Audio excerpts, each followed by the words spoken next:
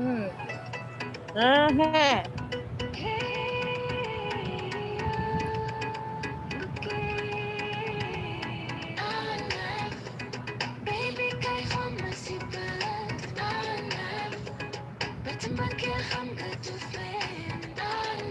That's a nice one. Right. Thank you very much. Beautiful viewers, this is Generation Next, a youth show program that comes to you on Generation Next platform. And myself, I am Mohamed Trawale, and with me on the show today, I have Miss Sirra Chor. Welcome, Sirra, on Generation Next. Thank you, Mr. Tarawale. I am overwhelmed to be part of Generation Next. And of course, I'm really sure that the discussions would, it's always fruitful, and this it's no exception as well. So thank you for having me. Or Amazing. thank you for being your co-host, should I say. All right, so that's amazing, and I'm excited to have you on the show. We're working to have an event that is coming up pretty soon, sometimes next Saturday, which is going to be on the 7th. And of course, I know you are a very amazing young person who is very passionate in the area of media. And so having you as a co-host will be so interesting and very amazing. So I'm excited to have you on the show. But ahead of that show, today I just want you to let's talk about issues that concern young people in general. As you may all know, many will say young people are the future leaders of tomorrow. And at the same time, some will say young people are the backbone of a nation, and which means every nation have this population that they should make sure that they have safely guarded and protected to make sure by the time they get to the leadership stage tomorrow, they're well out. So, given that said, we also know that um, in any given situation, anyone, what you know, that's what you will accept. That means the standard you walk past is the standard you accept. And it goes down to the same saying of in the computer world, which many will say. I believe you are also aware of garbage in, garbage out. Whatever we pass on to our young people, Of course. that is what they will get, and that's what they are going to also sell out to anyone out there.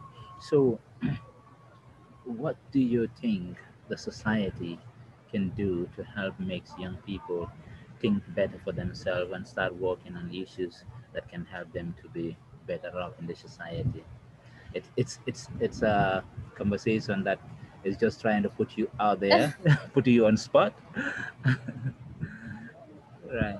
I know, of course. Well, of course, it's you're putting me directly on the spot.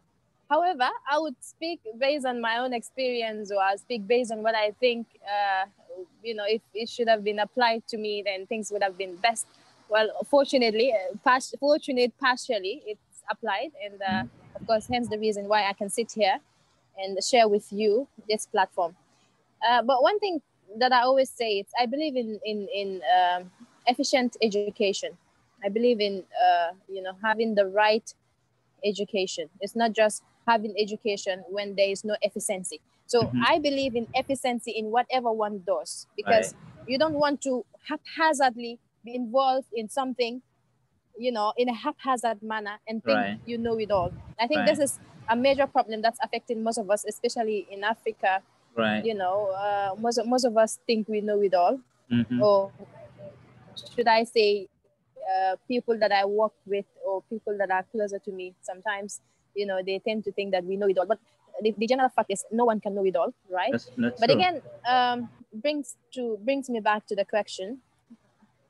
I believe efficient education should be what we need, because when we are educated enough, when we are independent enough, then I'm sure we are able to make the decisions on our own. Be Hmm. able to know what best fits us, of course. Right. And using myself as an example, I believe in making things happen. I don't Right. believe in sitting and waiting for something to come meet me. Hmm. Instead, I believe in getting up and making sure that whatever it is that I've achieved today, or Right. I'm achieving, or I'm the right path achieving, is something that I worked hard for, Right. right? But again, it all comes back because I believe I've gotten the proper education that I need to guide me through. So I believe with the right education in place, then we would see development happening. And you even made mention of something that made me believe or think, okay, the young people that will have this belief that if you do not have a brother or sister, an uncle, a father or mother out there who should be giving you 100%, um, you don't have a future for yourself. You have, when people don't think that they can be independent to the extent that they have to be dependent on someone to do everything for them end to end. If the young people are having such mind stage, would you think that narrative will change at some point? Because I want to believe that if we are saying the young people are the future leaders of tomorrow, they should start acting, being leaders today, so that by the time they get to that state, they are already doing the rules that they were doing before. So leadership will not just be once you are there; it starts from before you get there. So do you think dependency, 100% dependency, makes a lot of young people lazy? uh, from experience, and I find myself oftentimes talking about it. One thing I've seen in Gambia, and I've lived, of course, it's the dependency ratio. It's very high. Right. This has contributed to the fact that it's impossible, or if there is, it's very rare for you to be able to see your parents, your father, like Mhm. your, how would I say it, your inheritance. You inherited your father's property. So it's more or less, it's very, what I mean by this is like, it's very rare for you to be able to see someone who has been working for so long being able to be fully sufficient enough to say, yes, I've worked hard, I've worked for my kids, they don't have to suffer, they don't have to start from grassroots level. Right. Because of the independent ratio, you barely able to sufficiently support your own family. What I mean by Mhm. your own family, I mean your own kids, your wife, because most of your people, be it your brothers, would rather sit home because they know that my brother is working with this company, or my brother is working here. So Right. I'm fine. I don't need to work. This dependency ratio has contributed immensely to some of these downfall that you're seeing. To the Right. reason why our economy is even where it is right now, why families are finding it even hard to reach to another level. Because I believe when you're working, when you started working, you should be able to save sufficiently to be able to support your family, your own family. Hmm. When I say your own family, I don't mean your brother, your sister, they're all your family, I understand. But your own kids, you should be able to save for the education of your own kids. You should be able to save for your own kids. You should be able to build up a solid foundation, a tangible um, legacy for your own kids. This I believe. But you often, you merely see such things in maybe in Africa. I would say in Gambia, because I'm in Gambia, so I can tell best where I am, right? But So the right. dependency ratio needs to change. We, especially young people, need to understand that Mm. when you were born, you were born alone, right? When you die, it's you Right. alone in your grave. So Right. you don't have to sit and wait. No, seriously, you don't have to depend on anyone. You don't Okay. have to depend on anyone. Right. You need to get up and work hard for yourself and what you get. Right. That's what I believe, anyways.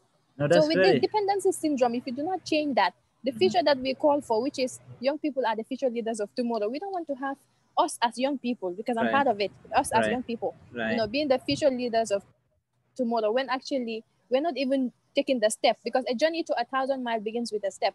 You're not taking the step, you're Indeed. sitting. Indeed. So Indeed. Absolutely. it's crazy. Absolutely. It's Absolutely. crazy. And I think that needs a lot of sensitization among the young people to know Exactly. that, I mean, life does not only mean that you will be spoon fed. Um, because Exactly. even though the society have a great role in making sure that the young people are well off, the young people are given all the opportunities that they deserve to help them become better off, and this includes the government of every nation needs to ensure that instead of making the young people to become too lazy and liabilities in the society, they create job opportunities for entrepreneurship, for any kind of um, work that should help these young people be engaged. Now, I want to believe if that is in place, it may or certainly will also reduce down the dependency rate in our society because everybody will be engaged eventually. And if you start being engaged at a youthful age, at a young age, you take up responsibilities. And those responsibilities make you to become somebody responsible in the society. So that when you get to the stage of becoming a leader, as we are saying it, tomorrow's leaders, they will also understand that how it is. And this garbage in and garbage out will play because they now have been given something that is great and enough, um, um, something that is very useful and beneficial to them, and they can also pass this to the next generation after them. So thank you so much for those wonderful and brilliant suggestions that you have put into the table, and I want to believe that this is what the society needs, and this is what the generation needs, and this is what next generation would want to see people like you to become the great leaders of tomorrow. Of course. And in addition to what you've discussed, one thing is, most of us with this syndrome, again, the dependency syndrome, sometimes we sit and said, we're waiting for, of course, we understand how African governments are, how our governments are. So you don't actually or entirely have to sit and say you're waiting for the government to create that conducive environment for you to be able to venture into something. Right, it's the responsibility because the government has a degree to that. They Hmm. ought to be able to create that job environment. They ought to be able to open that door. But if you see that the government is not opening that door, don't sit and don't continue sitting and say you're waiting for that government, because we see how our governments are. Really, it's really disheartening, but this is the fact. Always, Hmm. persevere, endeavor to do something, because you Hmm. never know. Put Obviously. yourself out there. If you're good at anything, put yourself out there. The world, we've got the internet. Everything is possible now. You've got your smartphone. We've all got smartphone. Maybe few Hmm. people don't, but most of us do. And I Always think put when, yourself when out there what you because just you never mentioned, know. smartphone, it's very common among the young people. Almost any young person you meet on the street, Exactly. they have smartphone, and this can be tools that they Exactly. can use to make it to their advantage in terms of creating venues to search for jobs or look for potential things that can add value. But Exactly. instead, many of them are busy doing something else that is not along the line, right? Right? Can you hear me? We seem to have network Exactly. glitches.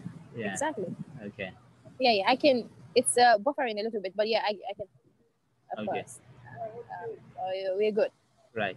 So given we're working with time, so um, what would be your last message that you want to leave with the young people before we end up the show here? Yeah. So actually, what I'm gonna say is, you know, uh, go in for what you're passionate about, because one thing is, whatever that I do, to be precise, I especially jobs that I pick up, it's something that I'm happy, because when you're Hmm. happy doing what you do, you put the best of your ability to it.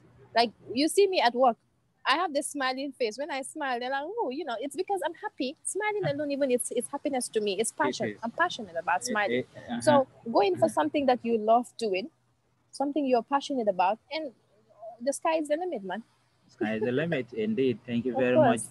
Miss Sirra Chor. And I can't wait to have you on our next show that is coming on the 7th of November, which is going to be on Saturday. And I know this is going to be an exciting show coming up, right? Are you, are you, can you wait to Of see that? course. Mm-hmm. All right. So thank you so much for the time. Mm-hmm. I look forward. All right. Yeah, yeah. Thank you. Thank you. All right, beautiful listeners. So that is Miss Siri Chor, and she's going to be my co-host on the next show that will be coming on. We have a line of speakers who will also be joining us on that program. So we can't wait to have you all join us on that show. Thank you all. See you then.